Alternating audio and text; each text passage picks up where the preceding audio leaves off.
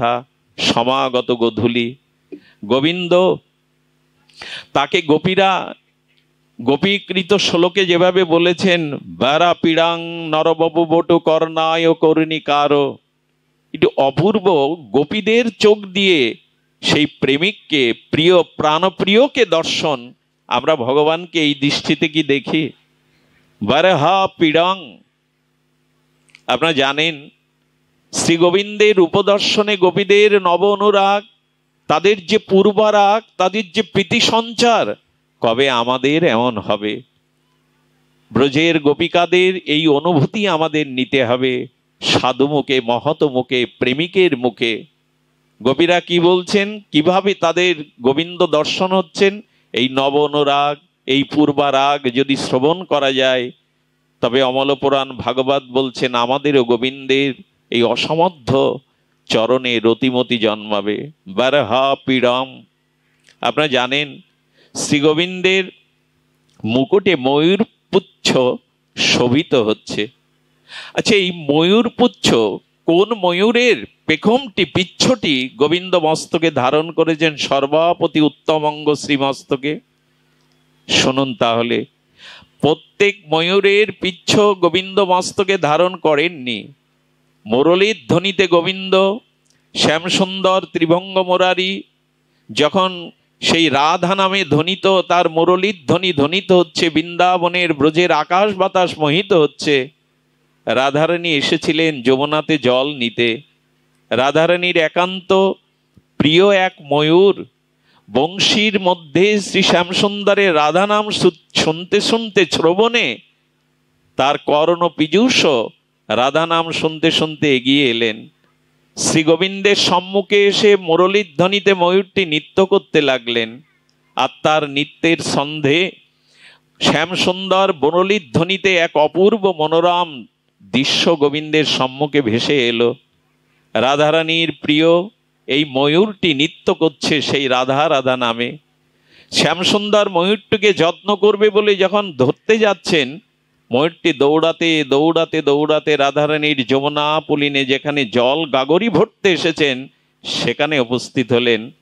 আর রাধারানীর কাছ সম্মুখে এসেই গোবিন্দ রাধারানীকে দর্শন করেই আর বিমোহিত চক্ষে যখন চার চোখ দু চোখে মিলন হলো, ময়ূরটি আর রাধাময় হয়ে রাধার প্রিয়া সখীর যুগল দর্শন করে নৃত্য করতে লাগলেন।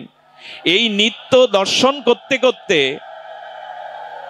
আর এই বারহা পিড়াং ময়ূরটির একটি পাখা গোবিন্দকে উপহার দিলেন। গোবিন্দ ধন্যাতি ধন্য করে ময়ূর পিচ্ছটি মস্তকে ধারণ করে বললেন, আজ তোমার কৃপায় প্রেমময়ীকে, করুণাময়ীকে, ব্রজেশ্বরীকে দর্শন করতে পারলাম। সকলের ময়ূর পিচ্ছটি তিনি মাথায় নেবেন না, রাধারানীর প্রিয় ময়ূরটি আজ রাধা নামে আর নৃত্য করতে করতে যে পেখমটি উপহার দিলেন গোবিন্দ, সেটাই মস্তকে নিয়ে নিলেন। নরবর বপুহ। গোবিন্দকে এই চোখেই দেখছেন গোপীরা, বর্ণনা করছেন। ছিল সুখদেব এই পরমহংস শিরোমণি, তিনি অবাক করেছেন, কামাল করেছেন তার এই বর্ণনাতে। হ্যাঁ, কি বলছেন? নরবর বপু। আপনারা জানেন নটবর, এই নটবর দুই প্রকার। একটি হলো জানেন যারা নট নৃত্যাদি মঞ্চে অভিনয় করে, এরাও নিজেকে সিঙ্গার করে, এরাও নিজেকে সিঙ্গার করে মঞ্চে নাট্য অভিনয় দি নৃত্য গীতাদি করে, কিন্তু সেই সিঙ্গারটা হয় বিয়োগ সিঙ্গার। কিন্তু কেউ যখন বর বেশে নবপরিণীতা আর বধূকে বরণ করতে যায়, তখন তার সিঙ্গারটা সংযোগ সিঙ্গার, সহজে সেই সিঙ্গার নষ্ট হয় না। আমার গোবিন্দ পীতবরণধারী হয়ে নর বপু হয়েছেন, এই জন্য তার সংযোগ বিয়োগ সিঙ্গার নয়, তার সিঙ্গার অনাদিকালের। যারা নরবপু হয়ে মঞ্চস্থ নিত্য গীতাদি করেন তাদের বিয়োগ সিঙ্গার হয়, দেখবেন নেমে আসলেই সিঙ্গার, তারা আবার সেই সিঙ্গার মুছে ফেলেন। কিন্তু নরবপু, এই নরবর বপু গোবিন্দের সিঙ্গার অসমর্থ মাধুর্য গোপীরা তা দর্শন করছেন। কর্ণায় কর্ণিকার। আচ্ছা, কুসুম কর্ণে দিয়েছেন। কর্ণে গোবিন্দ কুসুম দিয়েছেন, বৈজয়ন্তী মালা তিনি গলে ধারণ করেছেন। আচার্যপাদ টিকাতে লিখছেন, দেখুন কুসুম বৃক্ষের চেতনা আছে, জগদীশচন্দ্র বসু প্রমাণ করেছেন বৃক্ষের অনুভূতি আছে, আছে নয় কি? তাদের ব্যথা অনুভূতি, তাদের অনুভূতি আছে, এটা জগদীশচন্দ্র বসু জগতে প্রমাণ করেছেন। আচ্ছা, ফুল তুলতে গেলে সোনা একটা আঘাত লাগে কিনা? ফুলের বৃন্ত থেকে ফুলটা নিতে গেলে আঘাত লাগে কিনা? তো সেটি তো হিংসা। বলে না গো, পরম মনোহর সুন্দরকে মালা পরাবার জন্য আজ প্রকৃতি নিজেই আর পুষ্পিত কুসুমে ফুলে ফলে পল্লবিত হয়েছেন। নিজের কোনো শেটের বাগানের ফুল কেউ এনে যদি তার প্রিয়ার খোপায় দিয়ে দেয়, এটা হিংসা হতে পারে। কিন্তু প্রকৃতি জাত কুসুমগুলি যখন কেউ গোবিন্দের জন্য মালা করে, বন্ধু সুন্দরের জন্য মালা করে আনে, সেটা হিংসা নয়, সেটাকেই বলেছে প্রেম। এই জন্য আজকে কর্ণায় ও কর্ণিকারও, সেই কর্ণের অপরূপ শোভা বৈজয়ন্তী চ মালাম, রন্ধান বিনুর অধর সুধায়া পুরয়ান গোপবিন্দই। আর তার অধুর সুধার সেই মুরলীর ধ্বনিতে শ্যাম মনোহরের মোহিত, তারা সেই অধুর সুধার জন্য গোপীগণ বড় ব্যাকুল। কথাটি এই জন্য এসেছে, জগতের সৌন্দর্য সৌন্দর্য নয়, প্রিয় পরমের সৌন্দর্যকে, প্রিয় পরমের অসমদ্য মাধুর্যকে কবে প্রেম নয়নে শ্রী গুরু প্রদত্ত সেই প্রেম নয়নে দেখে এমনি করে সর্বস্ব তাকে দিতে পারবো, সর্বস্ব তাকে অর্পণ করতে পারবো। এই প্রেমময়ের এই অসমদ্য মাধুর্য সৌন্দর্যের দিকে আমাদের দৃষ্টি কবে যাবে? সেই গোধূলি বেলায় বংশীর ধ্বনিতে গোপীগণ যমুনা পুলিনে এসে দাঁড়িয়েছেন, আর গোখুর উত্থিত ধুলিগুলো গোবিন্দের শ্রান্ত অঙ্গে যে ঘাম হয়েছে বিন্দু বিন্দু, সেই মুখবিন্দুতে গোখুর উত্থিত উচ্ছ্বসিত ব্রজের ধুলিকানা এসে মিশে গেছে। যেন প্রকৃতি আজ গোবিন্দকে নিজেই শৃঙ্গার করেছেন।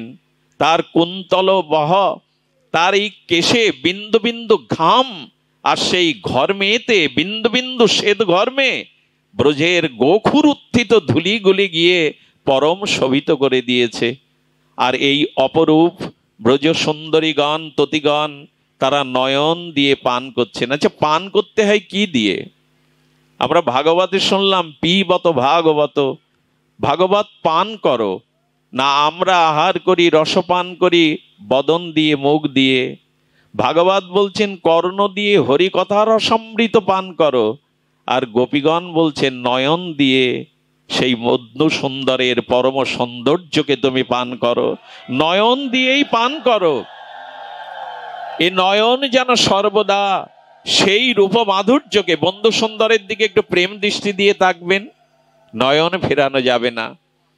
এ নয়ন আর অন্য রূপ আপনার কাছে অসর মনে হবে, সার শূন্য মনে হবে। এই জন্য এই নয়ন দিয়ে যদি সেই অপরূপ রূপের দিকে একবার কেউ চাইতে পারে, তো সেই রূপ মাধুর্যের আর এই জগতের রূপ ভালো লাগবে না। এমনি করেই তো প্রেম সঞ্চারিত হবে, এমনি করেই তো অনুরাগ রাগ জন্মাবে। সুধীবৃন্দ, দেখুন এই প্রেম যদি একবার যদি শ্রীগুরু মহিমায়, ভাগবত প্রসঙ্গ মহিমায়, সাধু সঙ্গের মহিমায় মমতাটা শ্রী ভগবানের বন্ধু সুন্দরের চরণে আমরা একবার অর্পণ করতে পারি, জোর করে তো হয় না গো। প্রেম কখনই আসবে? তার নাম রূপ লীলা শ্রবণ করতে করতে করতে করতে গোস্বামীপাদ বলেন লোভাত, যদি লোভ জাগে আমারও এমন হয়। আচ্ছা, গোবিন্দ দেখুন ভালোবাসা বা প্রেমের মহিমা কি, প্রিয়তাকে কিভাবে আচ্ছাদন করেছেন। গোবিন্দ পীতম্বর ধারণ করেছেন, আর রাধারানী ধারণ করেছেন নীলম্বর। কারণ কি? গোবিন্দ পীতম্বর, পীতবরণ কাকে বলে? সুখ পাখি অর্থাৎ টিয়া পাখির যে পেখম দেখবেন, পেখমে যে রংটা, তাকে বলে পীতবরণ। গোবিন্দ রাধারানীর অঙ্গকান্তিটা, অনুরাগিনীর অঙ্গকান্তিটা ধারণ করবে বলে আর সেই পীতবরণ পরেছেন। রাধারানীও যেন শ্যামল সুন্দর গোবিন্দের সেই নীল বসনের দ্বারা যেন সেই শ্যামল সুন্দর নীল বসনের অনুভূতি আমার হৃদয়ে জাগে। এই তো ভালোবাসার লক্ষণ, এই তো প্রিয়তার লক্ষণ, এই তো অনন্য মমতার লক্ষণ। এ লক্ষণ ধারণ করেছেন। যদি প্রেমই বুঝতে হয়, অনুভব করতে হয়, ডক্টর মহানত্ব ব্রহ্মচারী ভাগবত গঙ্গন্তরী বারবার ব্রজের দিকে তাকিয়েছেন। উদ্ধব সন্দেশের মতো অনন্য গ্রন্থ দিয়ে তিনি জগতে জানিয়েছেন, ওগো জগৎ জীব, ব্রজের দিকে দৃষ্টি দাও, গোপী প্রেমের দিকে দৃষ্টি দাও। এই প্রেম জগতে প্রকাশ না হলে আমরা অনুভবই করতে পারতাম না। উদ্ধব সন্দেশ আমাদের সামনে এমন করে রসময় শব্দ ব্রহ্মের, রসব্রহ্মের, অনিন্দ সুন্দরের, গোপিকাদের যে প্রাণ ঢালা প্রীতি, এটা জগৎ অনুভব করতে পারত না যদি তিনি উদ্ধব সন্দেশ না জানাতেন। চলুন আমরা ব্রজের প্রীতি, অনন্য মমতার দৃষ্টান্ত নেই। বহুবার নবনবায়নমান শুনলেও পুরাতন মনে হয় না। গোপীদের অনুরাগ বলতে গিয়ে, মমতা বলতে গিয়ে টিকাকারগণ বলছেন, নারদজি যমুনা পুলিনে আর চলেছেন। তিনি দেখছেন কিছু গোপী ব্রজসুন্দরী ততিগণ তারা যমুনায় বসে যোগ ধ্যান করছেন। গোপীরা যোগ বোঝে, ধ্যান বোঝে? তাদের ধ্যান তো একমাত্র গোবিন্দের নাম রূপ লীলাতেই, তারা অন্য কিছু জানেও না, বোঝেও না। সুধীজন, যখন গোপীরা ধ্যানে মগ্ন, যোগ অবলম্বন করেছে, নারদজি গিয়ে আর বিনাতে মধুর কলতানে জয় কুঞ্জ বিহারী, জয় রাধা মাধব যখন সংকীর্তন করেছে, গোপী চক্ষু মেলে দেখছেন দেবশ্রীপাদ নারদ। গোপীগণ, তোমরা কিসের ধ্যান করছো? তোমরা কেন যোগ অবলম্বন করছো? বললেন, কৃষ্ণকে হৃদয় থেকে তাড়াবো বলেই যোগ অবলম্বন করেছি। পৃথিবীতে একথা আর কেউ বলেনি।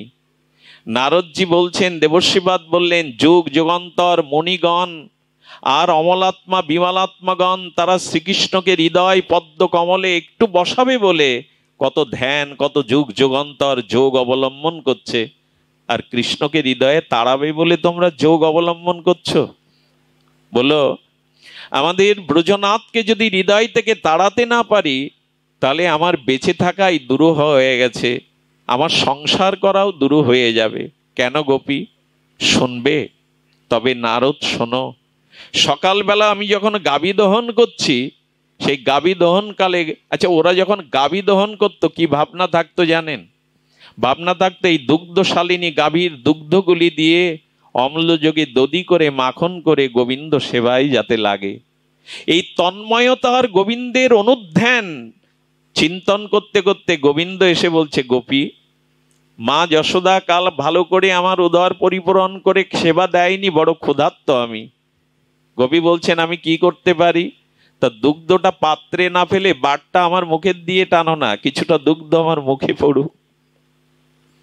গোপী যখন দুগ্ধের বাটটা গোবিন্দের বদনে দেওয়ার জন্য গোবিন্দ বদনের দিকে ধরে টানছেন, দূর থেকে শাশুড়ি মাতা এসে বলছেন, বাহ, দুগ্ধের পাত্রে দুগ্ধ না দিয়ে দুগ্ধটা মাটিতে ফেলছো। শাশুড়ির তো আর ওই দৃষ্টি নাই যে গোবিন্দই দুগ্ধটা পান করছেন।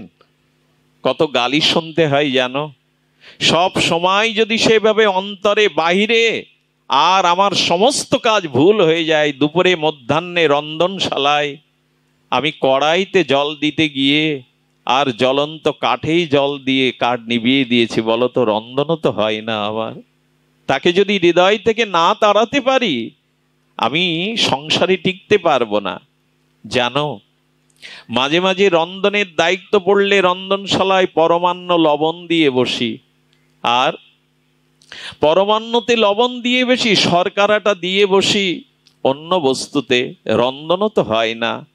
শোনো তবে, বিকালবেলা ঘর পরিপাটি করে সাজিয়ে এসেছি, আর গোবিন্দ এসে, প্রাণনাথ ব্রজনাথ এসে সমস্ত ঘর আলুথালু করে দিয়ে যায়। একদিন ক্রোধ করে না, সেই গোবর ঘুটে দিতে গিয়ে গোবরটা ছুঁড়ে পারলাম রাগ করে। পড়বে না পড়বে না, শাশুড়ির মুখে গিয়েই পড়লো। বলো তো, কৃষ্ণকে না তাড়ালে, হৃদয় থেকে তাকে না সরালে কি করে আমার জীবন, কি করে আমার কর্ম চলবে? এই হলো অনন্য মমতা। নয়নে বচনে সকল কর্মে সকল মননে সকল হৃদয় তন্ত্রে তাদের এই অনন্য ভগবানের মহিমায় বিরাজিত হয়। এ কথা আবেগের নয়, যুক্তি দিয়ে একথার কাছে পৌঁছানো যাবে না, যুক্তিতে সব হয় না। মাতৃস্তনে মহানামজি বলেছেন, মাতৃস্তনের অমৃত দুগ্ধ পাওয়ার জন্য সিরিঞ্জ ব্যবহার করো না, সিরিঞ্জে রক্ত আসবে। শিশু সরল ক্ষুধার্ত হয়ে যদি মায়ের কোলে শিশু ওঠে, তবে অমৃত স্তন থেকে দুগ্ধ খরিত হয়। সবকিছু যুক্তি দিয়ে মাপা যায় না। এক গোপী মাতাই কি যেন বস্তু নিয়ে ফেরি করে ফিরছে ব্রজের পথে পথে। ওগো ওগো, তোমরা কেউ নিদ্রা কিনবে? একথা বিচার দিয়ে নয়, একথা ভাব দিয়ে শ্রবণ করুন। এই ভাব রাজ্যে, এই প্রেম রাজ্যে সবসময় যুক্তি সেখানে পৌঁছাতে পারে না। গোপীগণ আবেশে বলতে বলতে চলেছেন, ওগো তোমরা কেউ নিদ্রা কিনবে, ঘুম কিনবে? কেউ তাকে উন্মাদিনী পাগলিনী ভাবলো, কিন্তু এক গোপী এসে বলছেন, ওগো গোপী, আমি ঘুম কিনতে চাই, ঘুম আমার কাছে বিক্রি করো। সুধীজন, ঘুম কখনো বিক্রি করার জিনিস? ঘুম কেউ বিক্রি করতে পারে? তো যিনি ক্রেতা হয়ে এসেছেন তিনি বলছেন, কেন তুমি ঘুম বা নিদ্রাকে বিক্রি করতে এসছো? বলো, কেন জানো? আমি ললিতা সখীর ধ্যান করতে করতে ললিতা সখীর দর্শন পেয়েছিলাম। তাকে নিবেদন করেছিলাম, একবার আমার কুঞ্জে মাধবকে পাঠাও। আমি ললিতা সখীর আশীর্বাদ ও বর পেয়েছিলাম। আমি নিকুঞ্জ মন্দিরে কুঞ্জ সাজিয়ে বধূর জন্য অপেক্ষাও করেছিলাম। কিন্তু জানো, অপেক্ষার প্রহর গুনতে গুনতে গুনতে গুনতে ভোরবেলা আমার নিদ্রা নেমে এলো।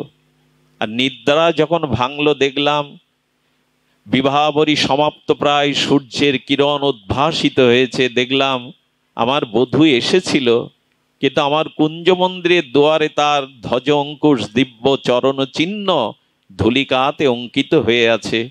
আমাকে ঘুমানো দেখে আমার বধূ কুঞ্জ হতে বিদায় নিয়েছে। সেই দিন থেকে প্রতিজ্ঞা করেছি, যদি ঘুমালে তাকে না পাই, দুয়ার হতে হারাতে হয়, আর কোনোদিনই ঘুমাবো না। সুধীজন, এই জন্য গোপী বলছে, আমি নিদ্রাকে বিক্রি করতে এসছি, আর আমি ঘুমাবো না। আচ্ছা, তুমি কেন নিদ্রা কিনতে এসছো? তোমারও যা কারণ, আমারও একই কারণ। জানো, আমি ঘুমিয়ে ঘুমিয়ে শ্যামসুন্দরের গলে মালা পরাচ্ছিলাম, কিন্তু স্বপ্ন ভঙ্গর পরে দেখলাম শ্যামসুন্দর তো নাই।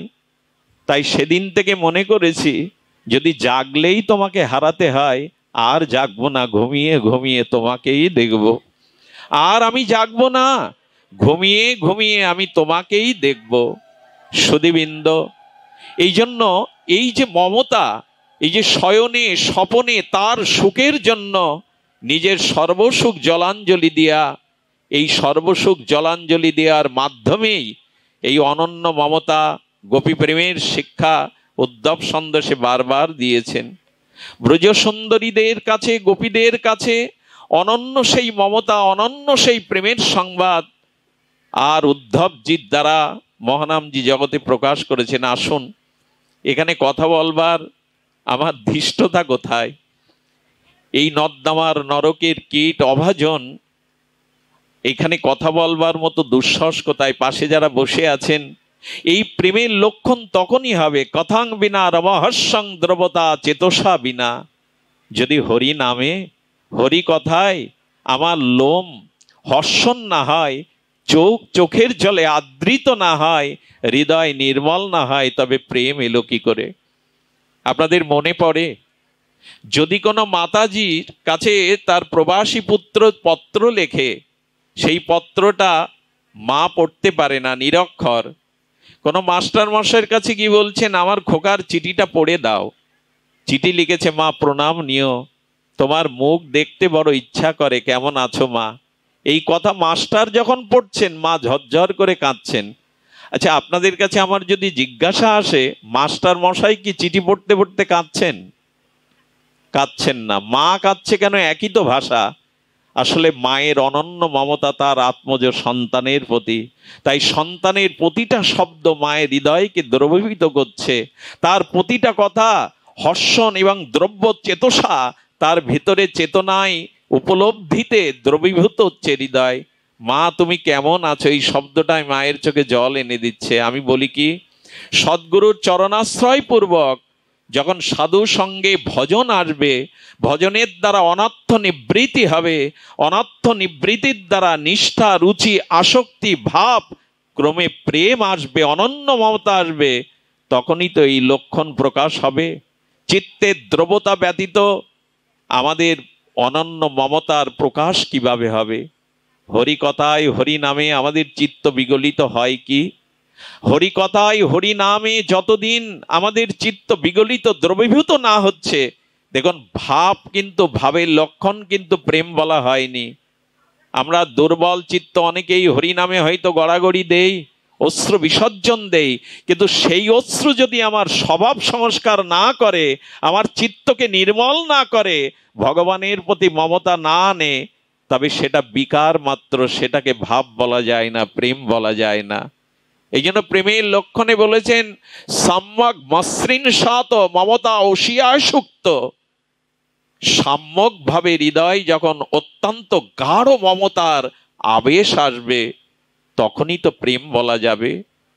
নিজের দিকে প্রশ্ন করুন তো, শ্রী ভগবানের নামে বিগ্রহ দর্শনে আমাদের এমনটা হয় কিনা, আমাদের দ্রবীভূত হয় কিনা? তটস্থ লক্ষণ বলেছেন এবং স্বরূপ লক্ষণ বলেছেন। তো সেই স্বরূপ এবং তটস্থ লক্ষণে যেদিন হরি কথাতে হরি নামে চিত্ত বিগলিত হবে, হৃদয় দ্রবীভূত হবে, চোখের জলে আর্দ্র হবে হৃদয়, স্বভাব সংশোধন হবে, ভগবানের প্রতি অনন্য মমতা জাগবে, তাকেই তো বলে প্রেম। এই মমতার ছোট্ট একটা দৃষ্টান্ত দিয়েই আমি পাঠ বিশ্রাম রাখবো। আমি বলবার ভাষা হারিয়ে ফেলেছি।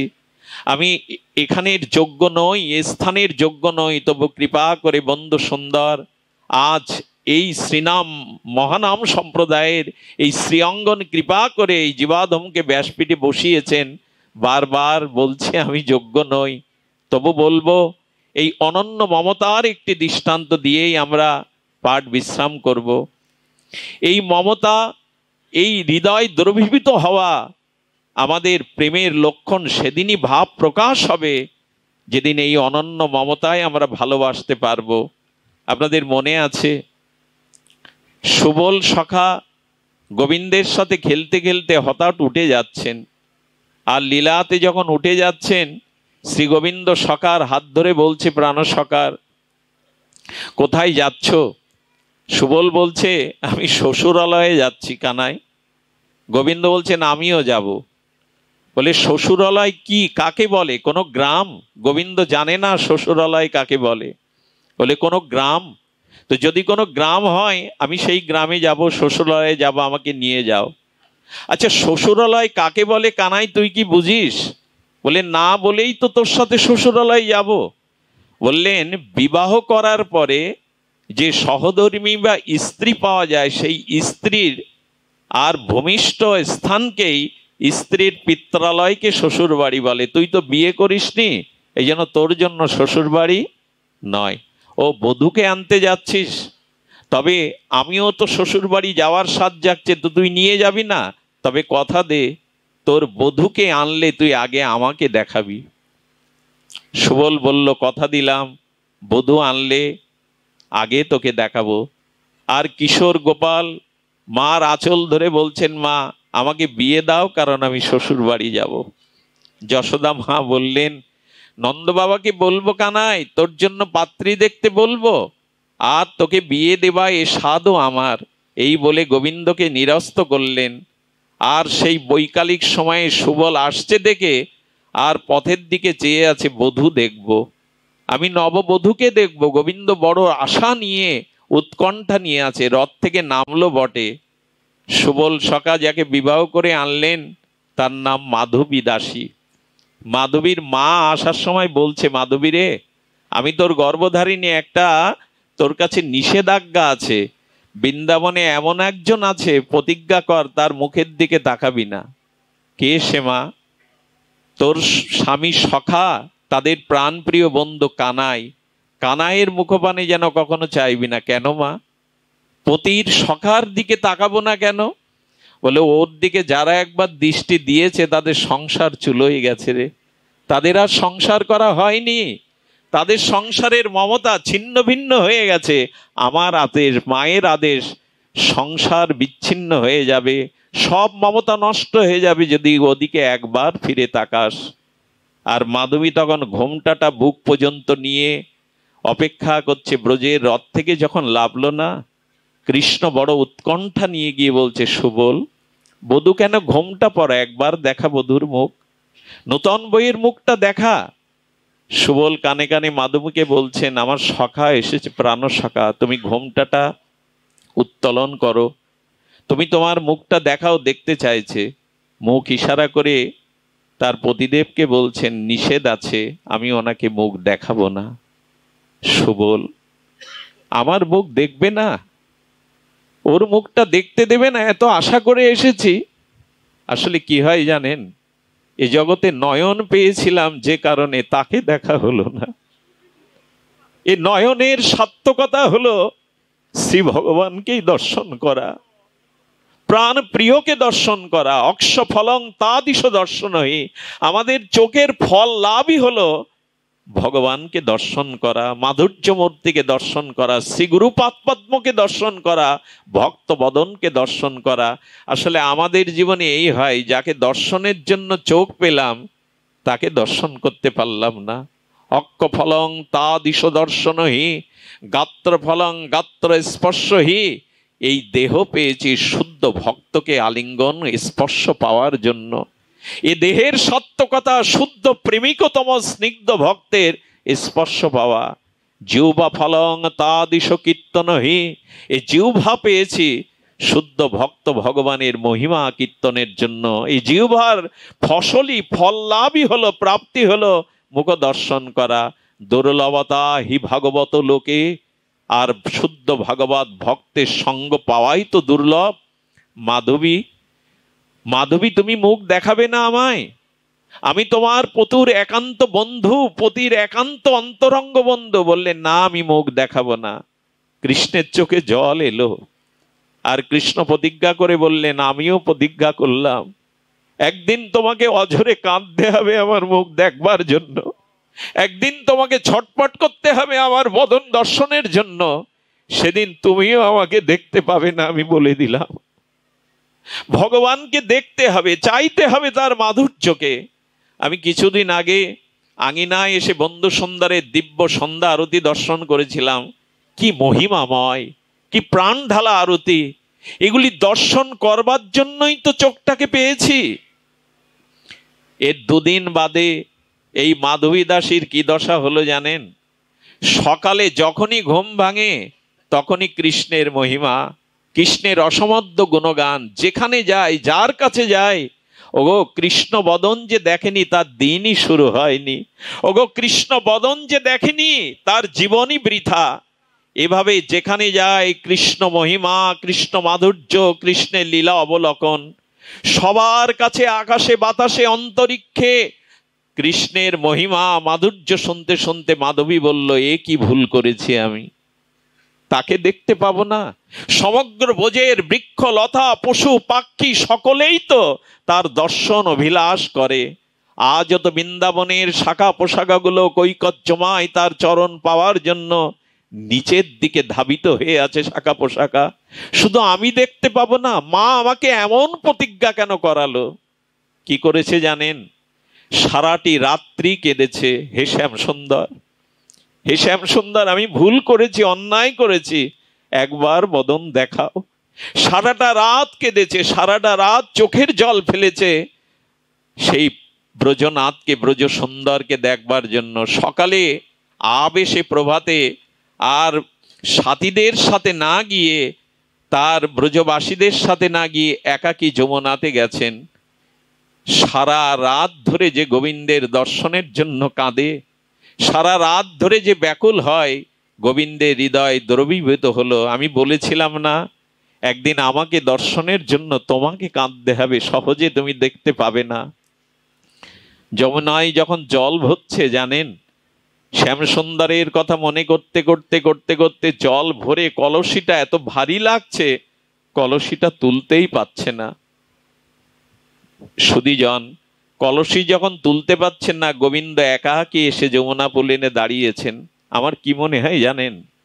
এই জগতে তার জন্য যারা প্রতীক্ষা করে, এ নয়ন যাদের জন্য পিপাসিত থাকে শ্রী শ্যামসুন্দর তাদেরকে বঞ্চিত করতে পারেন না।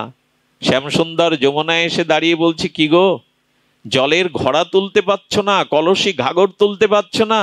গোবিন্দ কলসিটা তুলে দিতে গিয়ে এই ঘোমটাটা পড়ে গেল। শ্যামসুন্দরের অবিনম সুন্দরের মুখবদনে যখন নয়ন একবার গেল, ওই নয়ন দেখবার সাথে সাথে আর মাধবী মূর্ছিত হয়ে পড়ে গেল।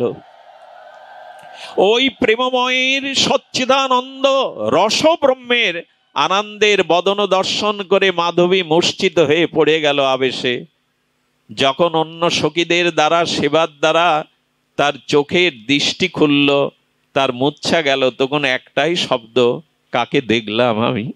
ওগো আর একবার দেখাও, এ প্রাণ বাঁচবে না, তোমরা একবার তাকে দেখাও, একবার সেই বদনকে দেখাও।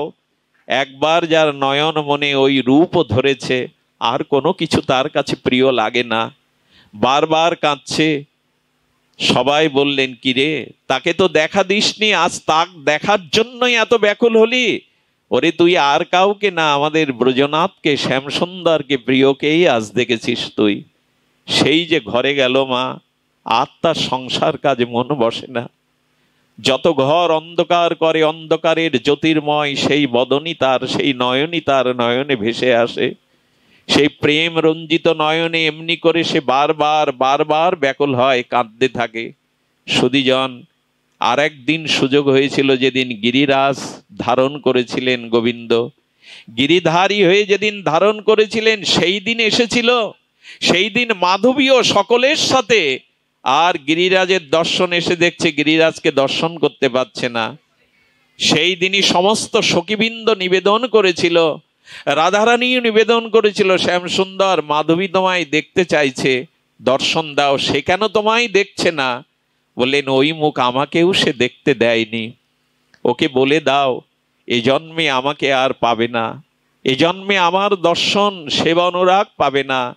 তবে আশীর্বাদ করছি, আগামী জন্মে তিনি মীরাবাই হয়ে জন্ম নেবেন। এই মাধবী হলো আমাদের এই যুগের মীরা। মীরা হয়ে যখন জন্ম নেবে, তখন মীরা আমাকে দর্শনের জন্য, আমাকে প্রাপ্তির জন্য তার রাস সুখ ছেড়ে, সসুখ বাসনা ছেড়ে মীরা ভিখারিনী হয়ে রাস্তায় বেরোবে। মীরা, আমার জন্য তোমায় কাঁদতে হবে, সর্বসুখ জলাঞ্জলি দিতে হবে। এই মীরা জানেন, তিনি মেওড়ায় যে পরিবারে জন্মেছিলেন, বিবাহ হয়েছিল, আর রাজ পরিবারে রাজবধূ হয়ে রাজ সুখ সয়নি।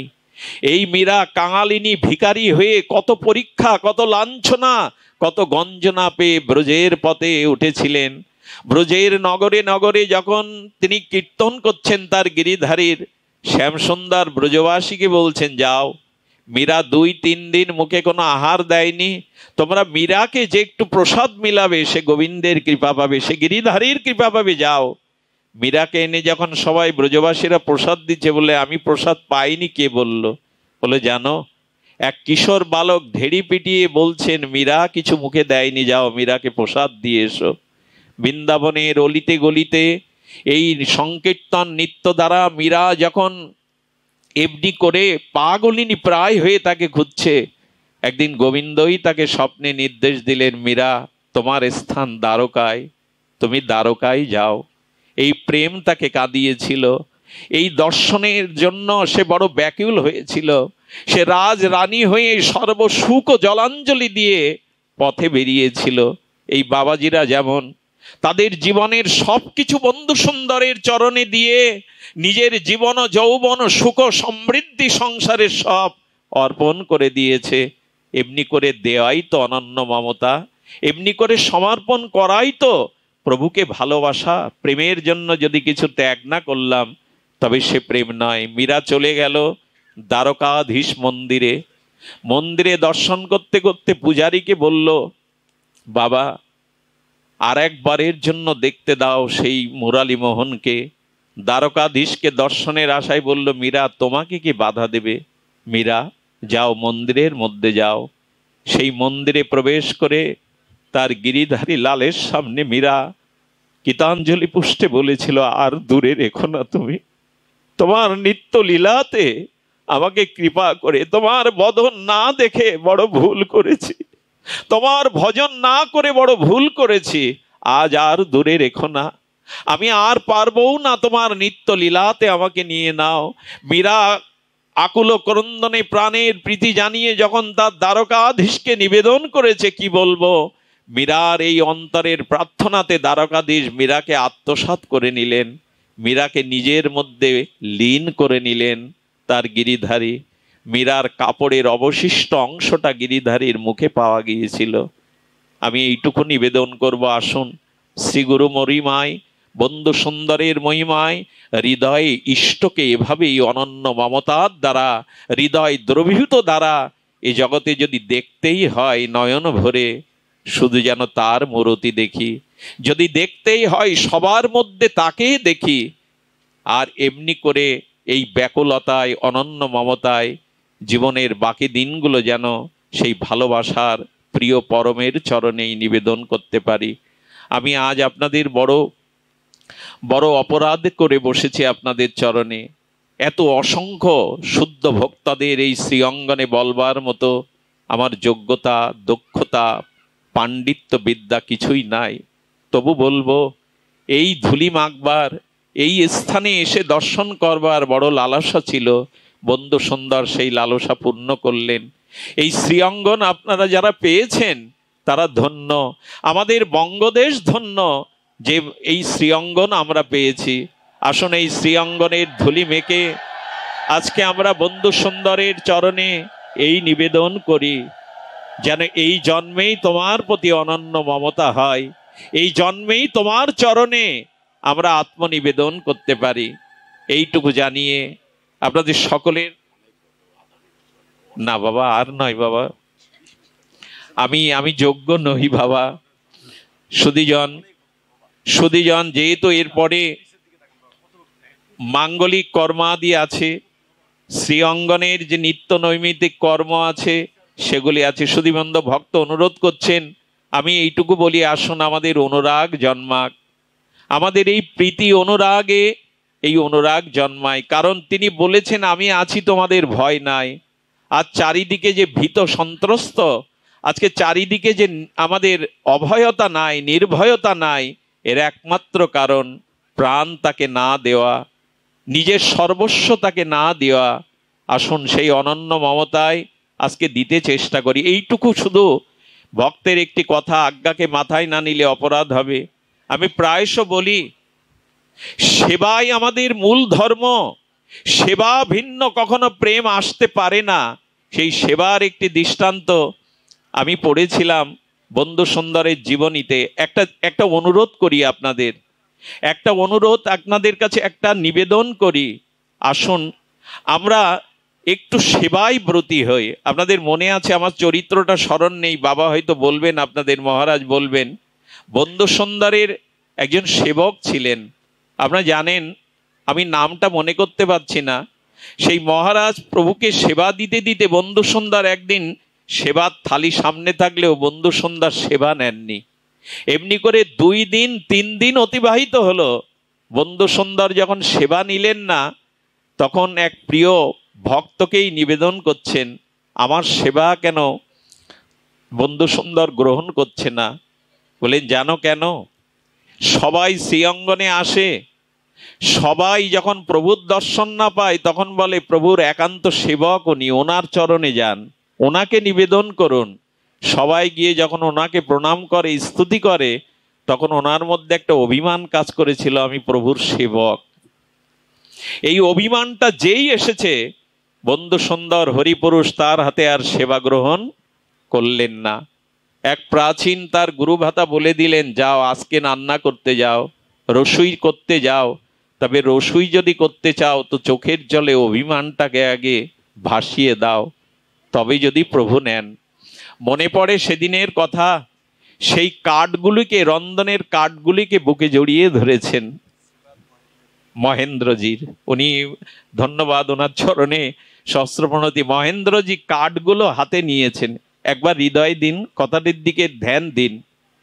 কাঠগুলো হৃদয় নিয়ে বলছেন, ওরে শুকনো কাষ্ঠ হয়ে এসে পুড়ে পুড়ে তার সেবায় লাগলি, নিজেকে পুড়িয়ে ছাই করে কয়লা করে তার সেবায় লাগলি, এ দেহ মন তো তার সেবায় লাগলো না। কাঠকে বুকে নিয়ে এই অনুভূতি জানাচ্ছেন, ওরে পুড়ে পুড়ে নিজে ছাই হয়ে কয়লা হয়ে আর প্রভুর সেবায় লাগলি, এ দেহ তো তার সেবায় লাগলো না। বিন্দু বিন্দু চোখের অনুতপ্ত অশ্রু অভিমান ভেসে যেন ওর উপরে পড়ছে। উনি চাউলগুলিকে তন্ডুলগুলিকে নিয়ে বলছেন, ওরে তোরা ছিলি কঠোর, আর তোদের এই জলে ফুটন্ত জলে পুড়িয়ে পুড়িয়ে তোরা হলি কোমল। কই বন্ধু সুন্দরের সেবাতে আমার হৃদয় তো আজও কোমল হলো না, আমার হৃদয় তো আজও শুদ্ধ হলো না চালগুলিকে নিয়ে। এই জন্য ভগবানের রান্না বৈষ্ণব সেবা যারা করেন, আমাদের এক মহাত্মা বলছেন, যে পারে কাঁদতে সে যেন যায় প্রভুর রান্না করতে। রন্ধনটা সেবাটা অনুরাগে হয়। আমি অযোগ্যা। শ্রী গোবিন্দের চরণ ব্রজধুলিতে যখন পড়তো না রাধারানীর অঙ্গে, ওই যে গোধূলি বেলায় তপ্ত ব্রজধুলির ওপরে শ্রী গোবিন্দের চরণ পড়লে রাধারানীর গায়ে লাল হয়ে উঠত। তিনি বিশাখাকে ললিতাকে বললেন, রাধা জন্ম আমার বৃথা হলো। ললিতা, আজ যদি পদ্ম হয়ে জন্মাতে পারতাম, প্রভু যেখানে যেখানে তার রাতুল চরণ বিন্যাস করছেন ওখানে পদ্মের পাপড়ি হয়ে তার চরণটাকে ধারণ করতাম। এ রাধা ধর্ম ঝিক যে তার চরণের তাপকে প্রশমিত করতে পারছি না, এই তো সেবা। উনি চাউলগুলোকে চোখের জলে ভিজিয়ে নিলেন, জলগুলোকে বলছে আগুন দিয়ে তোমাকে তপ্ত করে ফুটিয়ে ফুটিয়ে তুমি প্রভুর সেবায় লাগলে। আমি কেবল সেবায় লাগলাম না, মহেন্দ্রজি এমনি করে প্রাণের অনুরাগে যখন রন্ধন করে বন্ধু সুন্দরের সম্মুখে দিয়েছেন, তখন প্রসন্ন বদনে প্রভু সেই প্রসাদ বদনে তুলে নিলেন। আমাদের যেন অভিমান না আসে, আমি সেবক, এই অভিমান যেন আমাদের মধ্যে না আসে। আর বন্ধু সুন্দরের সেই সত্য সুন্দরের পূজারী হতে বলেছিলেন। মনে পড়ে আমাদের এই 84 লক্ষ জীব নিচয়ের মধ্যে মনুষ্য শরীরটাকেই শ্রেষ্ঠ বলা হয়েছে, যা দেব দুর্লভ। আচ্ছা, দেবতারা যদি পুণ্যকর্মের দ্বারা, পূর্ণের দ্বারা, সুকৃতির দ্বারা মানুষ হওয়ার যোগ্য হতো, তাহলে তারা প্রার্থনা করত না। দেবতারাও প্রার্থনা করে মুকুন্দ সেবার জন্যই দুর্লভ সর্বশ্রেষ্ঠ মনুষ্য তনু পাওয়া, কিন্তু দেবতারাও পায়নি। সেই 84 লক্ষ জীব নিচয়ের অন্যতম শ্রেষ্ঠ ভজনযোগ্য বিবেক প্রধান জ্ঞান প্রধান এই দেহ পেয়ে আজ বন্ধু সুন্দরের সেবা হলো না, হরি নামে রুচি হলো না, তো আমাদের কি হবে? মনে আছে প্রভু জঙ্গল দিয়ে দিয়ে যাচ্ছেন, পেছনে একজন সেবক হঠাৎ করে একটা বুনো শূকর গো গো করতে করতে প্রভুর দিকে আসছেন। সেবক মনে করছে বনের শূকর বাঘের থেকে হিংস্র হয়, বন্ধু সুন্দরের চরণে এসে শূকরটা প্রণত হয়ে গেল। কি করছে জানেন? গো গো করে তার অনুভববেদ্য ভাষায় বন্ধু সুন্দরের চোখে বিন্দু বিন্দু চোখের জল ফেটছে শূকরটা। সেবক দূরে দাঁড়িয়ে দাঁড়িয়ে দেখছেন, আর প্রেমময় অপূর্ব রূপময় প্রভুর চরণকে শূকর চিনল, কিন্তু আমরা চিনলাম না। শূকরটা গো গো করে তার অনুভববেদ্য ভাষায় যেন কি নিবেদন করছে। প্রভু মস্তকে হাত বুলিয়ে দিলেন, কি যেন আশীর্বাদ করলেন, তা বোঝবার ভাষা আমাদের কোথায়? লীলাময় লীলা করতে এসেছেন হরিপুরুষ রূপে। কিছু দূর চলে গেলে তার একান্ত সেবককে বলেছিলেন, ও কিছুদিন আশ্রিত হয়ে হরিনাম করেছিল, ভজন করেছিল, কিন্তু ভজনের মাঝে অনাথ এসে পর স্ত্রীর প্রতি ওর লালসা জাগিয়ে দেয়, আর মৃত্যুর সময় ওই চিন্তায় তার এই ভোগজনের কারণ। প্রভু আপনার চরণে কি বিড় করে বলল, গো গো করে কি নিবেদন করলো? কি নিবেদন করলো জানেন? প্রভু আর একবার সুযোগ দাও, আর একটিবার সুযোগ দাও। মনুষ্য জন্ম যদি এবার পায় আর ভুল করব না, আর ভজন থেকে বিপদে যাব না, আরেকটি বার সুযোগ দাও। এই জন্ম হারিয়ে বসলে আমরা আর পাবো না। এই দুর্লভ ভজনযোগ্য বিবেক প্রধান জ্ঞান প্রধান মনুষ্য জন্মের সার্থকতা তার চরণ সেবার। আসুন আমরা আজ থেকে এই গোধূলি বেলায় এইটুকু প্রতিজ্ঞা করি। বাইরে তাকিয়ে দেখুন পশ্চিম দিগন্তে আবির রঙে সূর্য অস্ত যাচ্ছে, ও যেন একটা বার্তা দিতে দিতে বলতে বলতে যাচ্ছে, আমি দিনমণি সারাদিন আলো প্রকাশ করে জগৎকে প্রকাশিত করে আমি অস্ত যাচ্ছি, তোমার জীবন সূর্যও তো অস্তগামী, কখন তোমার আয়ু সূর্য অস্ত যাবে তুমি জানো না, তাই তুমিও জগৎকে আলো ছড়াও। বন্ধু সুন্দরের বাণী, গৌর বাণী, হরি নামের আলোকে বিশ্বকে আলোকিত করো, এ দায়িত্ব তোমার, এ দায়িত্ব প্রভু তোমাকেই দিয়েছেন। তাই অস্তগামী সূর্যের দিকে তাকিয়ে এই শ্রী অঙ্গনের পবিত্র ধাম মহিমায় আমরা প্রতিজ্ঞা করি, প্রভু আর তোমাকে ভুলে থাকবো না, আর হরিনাম ছাড়া হয়ে থাকবো না। তস্মাৎ সর্বেষু কালেষু মামনুষ্যর, যেন তোমাকে স্মরণ করতে করতেই এ জীবন অতিবাহিত হয়। জয় হোক বন্ধু সুন্দরের, জয় হোক হরিপুরুষের, জয় হোক আজকের এই মহাভাগবতের। আমি ধন্যাতি ধন্য এই শ্রী অঙ্গনের প্রত্যেকটি ভক্তকে, মহাত্মাকে চরণে প্রণতি জানিয়ে আজকের মতো হরিকথার এখানেই পূর্ণ বিশ্রাম। বাবাজি মহা